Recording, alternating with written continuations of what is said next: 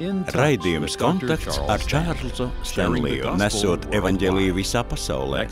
Turpmāk raidījumā Kontakts, pirms tu novirzies no Dieva gribas. Dievs savā vārdā ļoti skaidri pateicis, ka viņam tavai dzīvei ir mērķis, plāns un griba. Viņam ne tikai ir plāns un mērķis, bet viņš ir arī sūtījis Svēto garu, lai tas mājotu mūsos un atklātu mums šo mērķi un gribu. Turklāt ne tikai, lai to atklātu, bet arī palīdzētu to izdzīvot, lai ar ko mēs dzīvē sastaptos. Mēs nevaram kādam pateikt, tavas dzīves plāns ir tāds un tāds. Dievs pats mums katram atklāja savu plānu. Viņš ir izvēlējies mums pašu labāko, lai kas tu būtu, lai kur tu būtu. Dieva izvēle ir pati labākā. Tas, vai tu izvēlies sekot tam, ir jau cits jautājums. Domājot par rakstiem,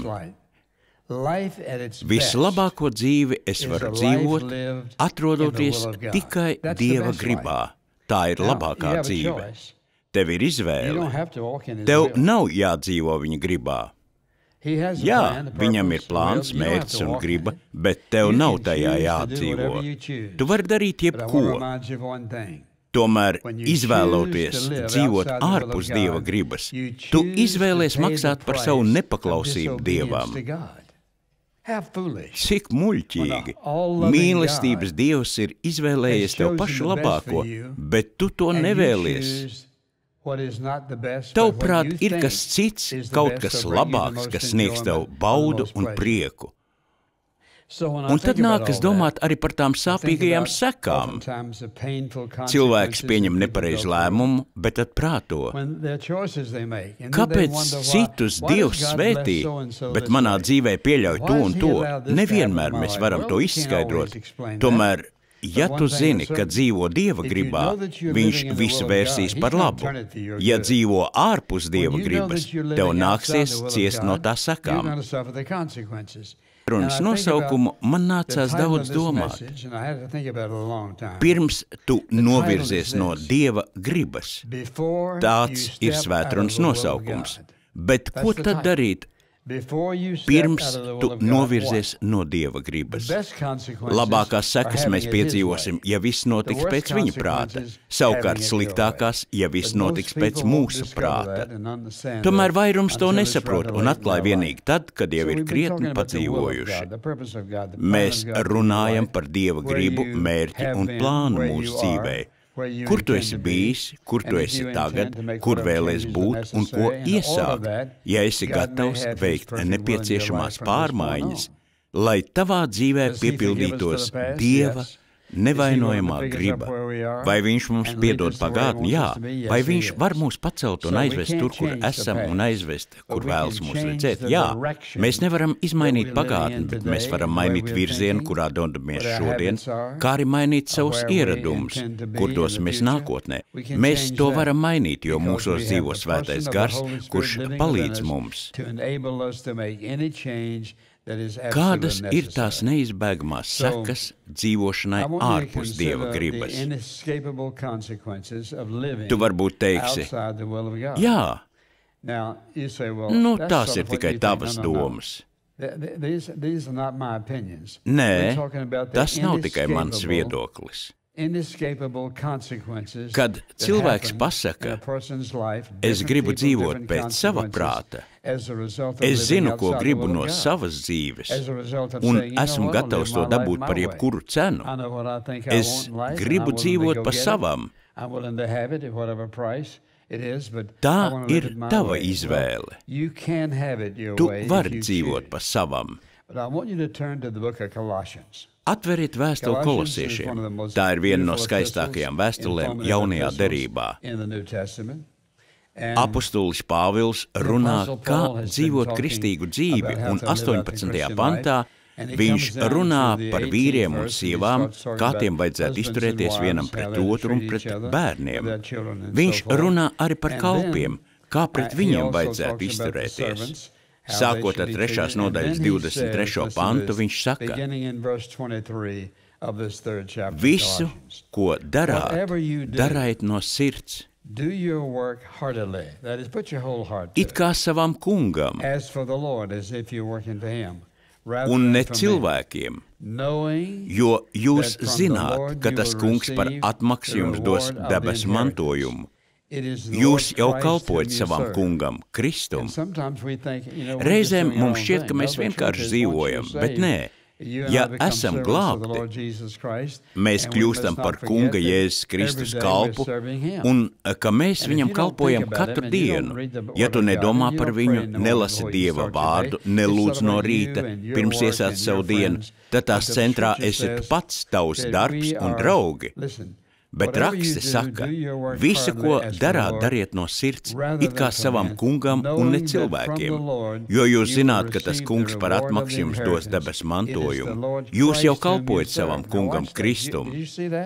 Jūs jau kalpojat savam kungam Kristum. Atceries to, kad rīt no rīta celsies. Lai ko tu darītu, lai kur strādātu, tas ir Jēzus, kam tu kalpo. Kas nepareizi darīs, dabūs pelnīto atmaksu. Tur neuzlūko cilvēka vaigu, kas par pantu. Kas nepareizi darīs, dabūs pelnīto atmaksu, tur neuzlūko cilvēka vaigu. Šeit ir brīdinājums, pavisam vienkārši. Tu nevari dzīvot ārpus Dieva gribas un būt laimīgs. Tu vari mēģināt un gūt panākumus. Tu vari gūt panākumus kādā jomā, bet ne pašā dzīvošanā. Kas nepareizi darīs, dabūs pelnīto atmaksu, tur neuzlūko. Kāda šeit ir pēdējā frāze? Tur neuzlūko cilvēka vaigu. Nav svarīgi, kur tu strādā. Dieva likumi attiecas uz mums visiem vienādi. Kad stāvēšu viņa priekšā, es atbildēšu par visām dotajām iespējām un to, kā es uz tām reaģēju. Stāvot viņa priekšā, tu atbildi par sev dāvātajām iespējām un savu rīcību. Tur neuzlūko cilvēka vaigu. Padomājiet par to. Dievs nešķiro. Es neizglābšos, ja par to pašu pārkāpumu kādam citam ir jācieš sods. Mēs stāvam svētā Dieva priekšā, kurš ir atklājis savu mērķi, gribu un plānu mūsu dzīvē, un mums katram par to būs jāatskaitās, tikai viņam vien. Vēstule Galatiešiem 6. nodaļas 7. pants. Ko cilvēks sēj, to viņš arī pļaus. Savā ģimenē, starp draugiem, kolēģiem, veselībā, ticībā, lai kas tas būtu, ko mēs sējam, to arī pļausim. 4. Mūzes grāmatā 32. nodaļa 23. pantā lasām. Tad jūs izjutīsiet savus grēkus, ka tie jūs atradīs. Ne dažus cilvēkus, bet mūs visus. 3 punkti. Dievs nešķiro, mēs pļaujam, ko sējam, un mūsu grēks mūs atradīs. Mums ir izvēle. Es varu vai nu sekot Dieva gribai, kas būtu gudrākais lēmums, vai arī varu dzīvot pa savam. Dievs nešķiro cilvēkus. Ja tu izvēlies dzīvot pēc sava prāta, arī tev nāksies ciest no sekām, bez izņēmumiem. Šodienas svētdienas nosaukums ir pirms tu novirzies no Dieva gribas. Tad nu parunāsim, kas notiek pirms cilvēks novirzās no Dieva gribas. Ādamam un Ievai bija nevainojama dzīve. Ēdens dārzā nevajadzēja neko papildināt vai izlabot. Tā bija viņu brīvā griba nepaklausīt Dievam, ieklausīties nepareizajā balsī un aiziet no Dieva nevainojamās gribas, kurā viņiem nekā netrūka. Viņiem tur nebija nekādu problēmu, atlika vien dzīvot visu varenā Dieva klātbūtnē. mūžīgi baudot dzīvi un vienam otru, bet bija viņu izvēle. Padomājiet par Noā dienu ļaunumu. Cilvēki bija nodevušies, lai dzīvotu pēc sava prāta. Dieva acīs tas viss bija tik slikti, ka viņš teica, es iznīcināšu pilnīgi visu. Tomēr Dievs atrada Noā, kurš bija nolēmis paklausīt Dievam. Dievs teica, viss ir kļuvis tik slikti, ka es to visu noslaucīšu no zemes virsmas un sākšu no gala. Tu teiksi, neizklausās godīgi. Un kā vēl? Dievs nešķiro. Mēs pļaujam, ko sējam, vairāk kā sējam un vēlāk kā sējam. Tu nevari to mainīt. Ādamam un Ievai nekā netrūka, tomēr viņi to atstāja. Noā dienās pasaule bija pilna ļaunuma. Dievs izglāba Noā no sabiedrības, kuru pat nevar raksturot.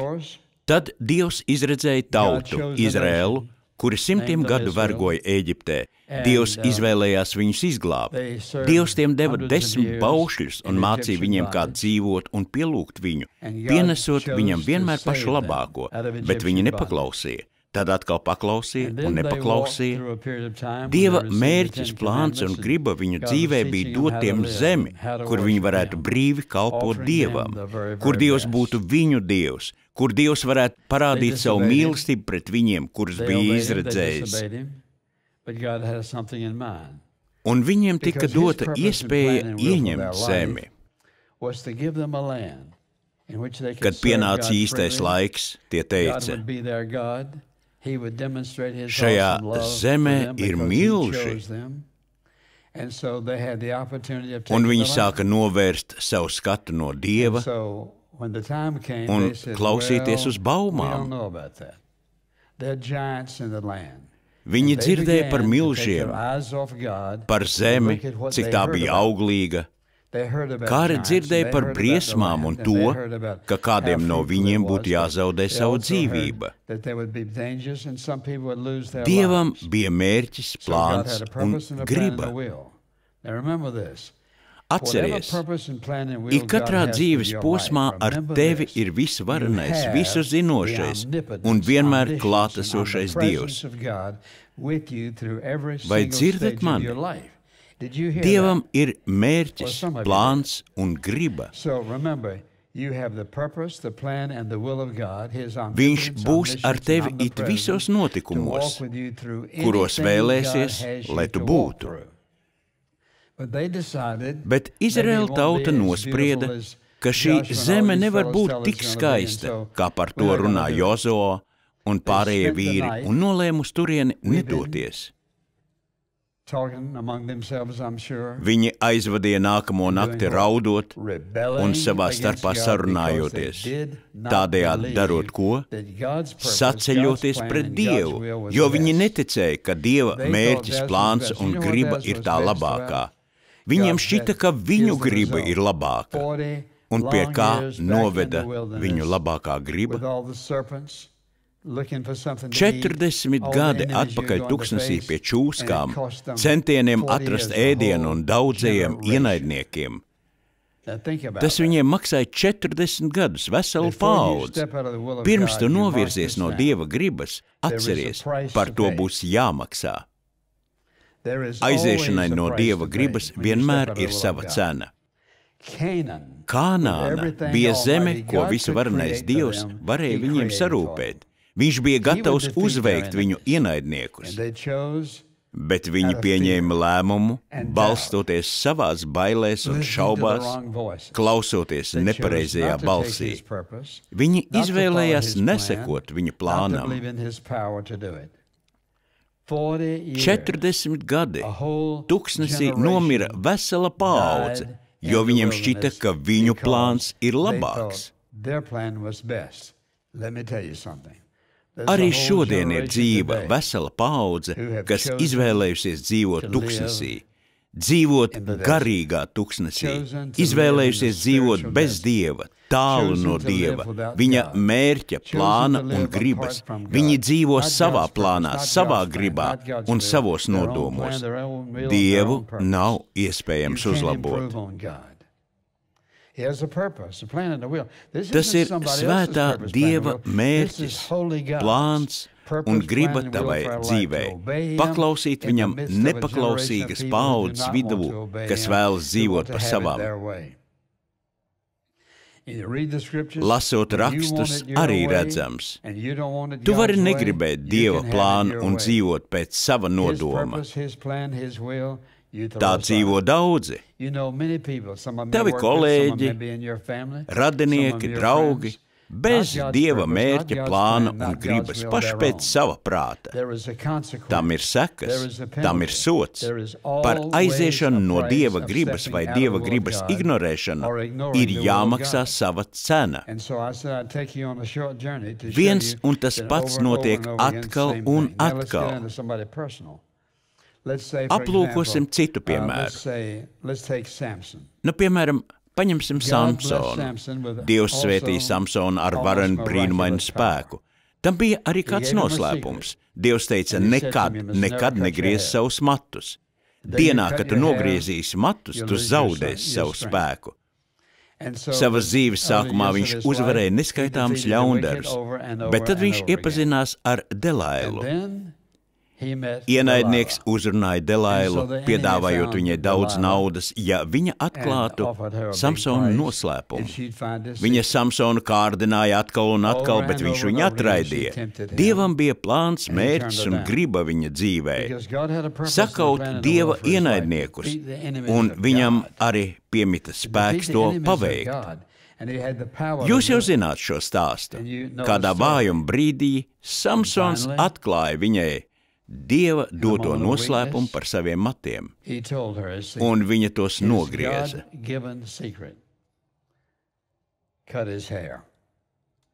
Kur viņš nokļuva pēc tam? Cietumā. Nākamais, ko redzam, viņš ir kļuvis akls. Pēc tam jau viņš vergoja dzirnavās. Vēlāk, kad Samsonu izved ārā, lai visiem parādītu viņa sakāvi, Dievs lietoja viņa atriebības domas, un viņš izārdīja visu Koliseju, nesot iznīcību pār savu ienaidnieku. Viņš bija Dieva varas un spēka simbols visiem tiem, kas bijās Dievu. Lai arī ko Delaila tam piedāvāja, tas viņam maksāja pilnīgi visu. Dieva plāns ir nevainojams. Ja uzstāju uz savu gribu, plānu un mērķi, tad labi, bet tam būs sava cena. Visu varenā Dieva ignorēšanai ir nenovēršamas sekas, lai kas ta būtu. Un tad ir Dāvids. Mēs viņu pazīstam kā aitu ganu, kurš nogalināja Goliātu. Mēs zinām, ka viņš bija brīnišķīgs jauns puisis. Viņš kļuva par ķēniņa dēla labāko draugu. Mēs par Dāvidu zinām tik daudz labu faktu, cik gan ir daudz vecāku, kuri savu dēlu ir nosaukuši par godu Dāvidam. Bet tad kādu dienu, kad viņam vajadzēja kopā ar saviem kareiviem cīnīties pret ienaidnieku, viņš nolēma palikt mājās. Un tad Sātans viņu iegāza. Sātans tavā ceļā noliks jebko, lai tevi sagrautu, ja vien savā sirdī nebūsi apņēmies dzīvot saskaņā ar Dieva gribu, mērķi un plānu. Tāpēc arī svētrunas nosaukums pirms tu novirzies no Dieva gribas. Domā, lūdz, domā, lūdz, vērsies pie Dieva. Kādu dienu Dāvids palūkojās pār margām un ierauga Batsebu, kur mazgājas. Viņš redzēja pietiekami daudz, lai vairs nespētu pārstāt par viņu domāt. Viņš aizmirst par Dievu, aizmirst, cik svētīts ir. Viņš bija tikai ganu zēns, Tagad viņš ir Izraēla ķēniņš ar varu valdīt pār visu Dieva tautu. Ar vienu vakaru, vienu skatienu, vienu aicinājumu, vienu neusticīgu rīcību viņš izpostīja savu dzīvi. Kad ignorējam Dieva mērķi, plānu un gribu mūsu dzīvē, par to nākas maksāt savu cenu. Tad vēl ir Jona, kurš arī nolēma nerīkoties saskaņā ar Dieva gribu. Viņš negrasījās sludināt cilvēkiem, kurus ienīda, tāpēc nolēma doties izbraucienā ar kuģi, bet no Dieva nevar aizbēgt. Mēs domājam par šo stāstu un smejamies. Dieva mērķis, plāns un griba bija, ka Jona dodas uz Ninivi un sludinātu tur patiesību, lai viņi tiktu glābti. Tomēr Jonā bija tik spēcīga aizsprieduma pret niniviešiem un diezgan muļķīgi, kā jau cilvēki mēdz to darīt, pieņēma nepareizu lēmumu. Es nedarīšu to, ko Dievs ir licis darīt. Es labāk došos nelielā atvaļinājumā. Daudzi ir izvēlējušies aiziet no Dieva, ļaujot, ka viņus aprī dzīvesveids, ko tie ienīst un gandrīz viņus iznīcina. Tā tas vienmēr ir bijis un būs. Kad Dievs bija Jonu aizvedis līdz nāves slieksnim un izglābis no vaļa vēdera, viņš vairs nevarēja nociesties, lai ātrāk tiktu uz Ninivi. Tomēr viņš piemirsa par Dieva plānu, mērķi un gribu savai dzīvei. Sludināt Dieva patiesību niniviešiem, lai tie tiktu glābti. Viņš to darīja, bet aizspriedumi viņā bija tik dziļi, ka viņš sūdzas par Dieva dāvāto pestīšanu.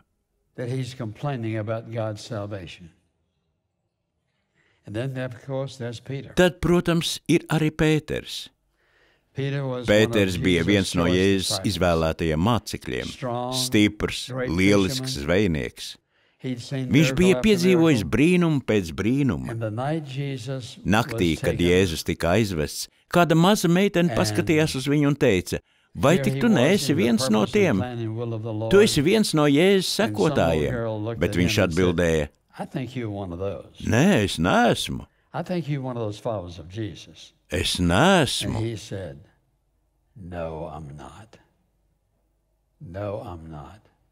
Neesmu. Raksti mums atklāja, ka šajā mirklī garām iet Jēzus, un viņš pagriežas un paskatās uz Pēteri. Es neaizmirsīšu šo frāzi. Pēteris atcerējās. Ko viņš atcerējās? 3 brīnišķīgus, lieliskus, neaprakstāmus gadus, ko viņš aizvadīja kopā ar Jēzu, redzot viņu dziedinām un paveicam vienu brīnumu pēc otra, staigājam pa ūdens virsu jūrā, kurā viņš visus šos gadus ir zvejojis. Bet viņš teica: es viņu nepazīstu. Pirms tu apzināti novirzies no Dieva gribas, labāk apdomā to nevis vienu, bet 3 reizes. Pazīstot savu sirdi, vai tu vari šodien teikt: es dzīvoju Dieva gribā? Cik vien pazīstu savu sirdi, es esmu nodevies viņam. Pazīstot savu sirdi, var teikt, ka mana liecība citu priekšā ir laba, jo es katru dienu cenšos dzīvot viņa gribā, piepildot viņa gribu manai dzīvei. Griba, mērķis, plāns. Viņš mīl tev pietiekami stipri, lai izplānotu tev pašu labāko. Es gribēju, lai jūs ieraudzītu, ka visam ir sava cena. Vienmēr nepaklausība Dievam vienmēr kaut ko maksā. Un tu pavisam noteikti negribi šo cenu maksāt. Viņš saka, ja atzīstamies savos grēkos, viņš ir uzticams un taisns un piedod mums mūsu grēkus un tīra mūs no visas netaisnības. Ikvienam no mums nācies piesaukt šo pantu, varbūt pat vairāk kārt. Bet vai tu esi kādreiz piesaucis to, kas tevi ir aicinājis? Ik viens, kurš piesaugs tā kunga vārdu, taps glābts. Vai esi uzticējies Jēzum Kristum kā savam pestītājam? Viņš nesaka, ka tev tagad jāatceras katrs paveiktais grēks. Atzīsti vienkārši to, ka tu esi grēcinieks, ka neesi paklausījis Dievam. Dieva žēlstībā tev ir dota privilēģija atzīt savu grēku, lūdz viņam piedošanu un tad apņemies ieiet Dieva gribā. Tas nenozīmē, ka tagad tu dzīvos nevainojamu dzīvi. Tas nozīmē, ka viņa žēlstībā un labestībā, mīlestībā un ar viņa palīdzību tu vari dzīvot dievbijīgu dzīvi, jo tevī mīt svētais gars, lai tev palīdzētu. Tēvs, mēs tev mīlam un slavējam, ka esi devis mums savu dārgo vārdu, kā brīdinājumu, iedrošinājumu, palīgu, spēka un dziedināšanas avotu. Lai tava vārda patiesība nosēžas dziļi ikvienas sirdī, kas to dzird. Kaut katrs, kas to dzird un nekad nav uzticējies Kristum kā savam pestītājam, spētu skaidri un noteikti mainīt savu attieksmi. Savukārt tie, kas esam, kaut mēs spētu palūkoties uz savu dzīvi, lai ieraudzītu, vai staigājam Jēzus Kristus patiesības gaismā. Es to lūdzu mīļā Dieva, Jēzus vārdā. Āmen. Ja esat saņēmis svētību klausoties šodienas raidījumu, lūdzu ieskatieties interneta lapā intouch.org. InTouch vada cilvēkus visā pasaulē dziļākās attiecībās ar Jēzu Kristu un stiprinot vietējo draudzi. Šo raidījumu sponsorē InTouch ministrija un tā skanējums iespējams pateicoties Dieva žēlastībai un jūsu uzticīgajām lūgšanām un dāvanām.